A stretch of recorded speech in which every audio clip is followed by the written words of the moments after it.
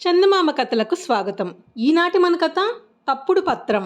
యశస్కరుడు కాశ్మీర దేశాన్ని పరిపాలించే కాలంలో ఒక రోజున న్యాయశాఖకు సంబంధించిన ఉద్యోగులు వచ్చి, ప్రభు, ఒక బ్రాహ్మణుడు మన దీవాణంలో ప్రాయోపవేశం చేస్తున్నాడు అని చెప్పారు. తక్షణమే రాజు ఆ బ్రాహ్మణుని పిలిపించి, మీ ఫిర్యాదు ఏమిటండి అని అడిగాడు. అందుకు బ్రాహ్మణుడు ఇలా సంజాయిషి చెప్పుకున్నాడు.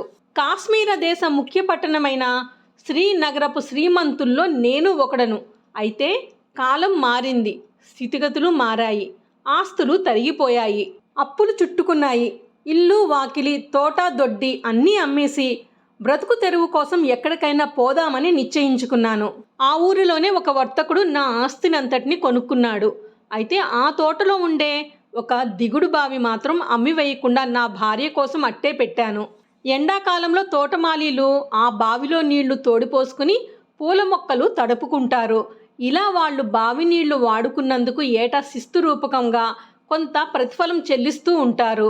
ఇలా వచ్చే ఆదాయంతో నా భార్యకు సుఖంగా భుక్తి గడిచిపోతుందనే ఉద్దేశంతో బావిని కేటాయించి అట్టే పెట్టాను. నా భార్య భుక్తి విషయమై ఇటువంటి ఏర్పాటు చేశాను కదా అనే తృప్తితో వెనుక దిగులు ఏమీ పెట్టుకోకుండా దేశాంతరం వెళ్ళిపోయాను. 20 ఏళ్ల తర్వాత కొంత సంపాదనతో మళ్ళీ దేశానికి తిరిగి వచ్చాను. తిరిగి వచ్చి చూసేసరికి నా భార్య ఎవరింట్లోనే చాకిరీ చేసుకుంటూ పొట్ట పోసుకుంటున్నట్టు తెలియవచ్చింది. ఆ మాట తెలియగానే నాకు కోపం వచ్చింది, దుఃఖము పొర్లి వచ్చింది. వెంటనే నా భార్యని పిలిపించి, నీ భుక్తికి తగిన ఏర్పాటు నేను చేసే వెళ్ళాను కదా, ఇప్పుడు ఈ గతి పట్టడం ఎందుచేత అని అడిగాను. మీరు దేశాంతరం వెళ్ళాక నేను ఆ దిగుడు బావి దగ్గరికి వెళ్ళాను. వెళ్ళేసరికి మన ఇల్లు కొన్న వర్తకుడు నన్ను నానా మాటలు అని చావగొట్టి బయటికి సాగనంపాడు.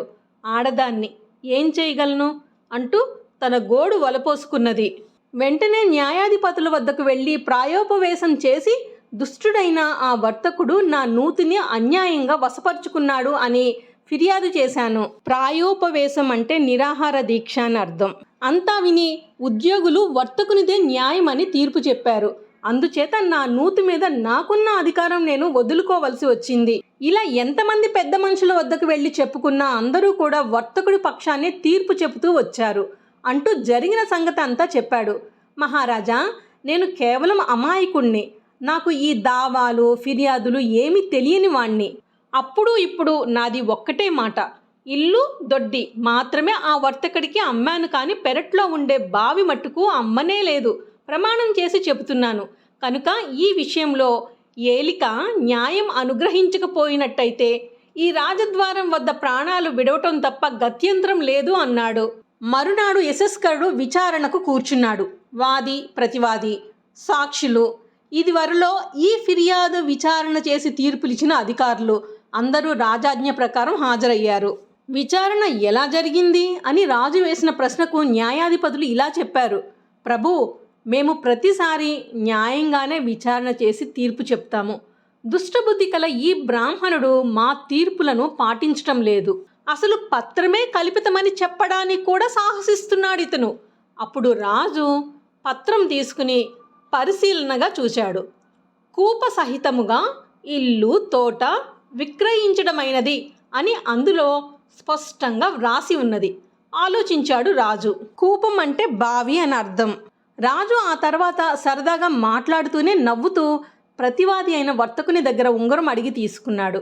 ఆ ఉంగరాన్ని భటుని చేతికిచ్చి, ఈ ఉంగరం తీసుకుని నువ్వు వర్తకుని ఇంటికి వెళ్ళు. వర్తకుని గుమ్మస్తాన్ని కలిసి ఈ ఉంగరం ఆనవాలు చూపించి, ఇదిగో ఫలానా సంవత్సరపు జమా ఖర్చుల చిట్టా కావాలని అడిగి పట్టుకురా అని చెప్పి పంపాడు. ఆ కాలంలో ఇలా నమ్మకం కుదరటానికని ఆనవాలుగా ఇచ్చే వస్తువును అభిజ్ఞానము అనేవాళ్ళు. రాజుగారి నౌకరు వర్తకుని ఇంటికి వెళ్ళి అభిజ్ఞానం గుమస్తాకి ఇచ్చి చిట్టా ఇమ్మని అడిగాడు. గుమస్తా ఏ విధంగానూ సందేహించడానికి అవకాశం లేకపోయింది. అతడు ఆ ఉంగరాన్ని దగ్గర ఉంచుకుని కావలసిన చిట్టా ఇచ్చి పంపాడు. రాగానే యశస్కరుడు జాగ్రత్తగా చూచాడు. పద్దుల మధ్యలో ఒకచోట ఆ దస్తావేజు వ్రాసిన లేఖరికి 1000 రూపాయలు ఇచ్చినట్లు ఖర్చు కనపడింది. పత్రం రాసిన లేఖరికి ఇంత సొమ్ము ఇవ్వటం ఏమిటనే రాజుకు విడ్డూరంగా తోచింది. వర్తకుడు ఇలా చేయటానికి కారణం ఏమై ఉంటుంది అని కొంచెం నిదానంగా ఆలోచించాడు. కిటుకు బోధపడింది. తక్షణమే రాజు దర్బార్లోని అందరికీ ఆ చిట్టా చూపించాడు. పత్రం రాసిన లేఖరిని పిలిపించి ప్రశ్నించాడు. మహాప్రభు, అపరాధం మన్నించాలి. నేను వర్తకుని వద్ద నుండి 1000 రూపాయలు తీసుకున్న మాట వాస్తవం. తీసుకుని కూపరహితంగా అన్న మాటను కూపసహితంగా అని దిద్ది మార్చి వ్రాసిన మాట నిజమే. ప్రభువులు దయామయులు, క్షమించాలి అంటూ పాదాల మీద పడ్డాడు. వర్తకుని మోసం రుజువయ్యింది.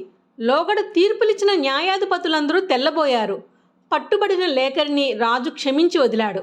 వర్తకుడు కొన్న ఇల్లు పెరడు అంతా వాది అయిన బ్రాహ్మణుడికి ఇచ్చివేసి అపరాధి అయిన వర్తకుణ్ణి రాజ్యంలో నుంచి వెళ్ళగొట్టించాడు.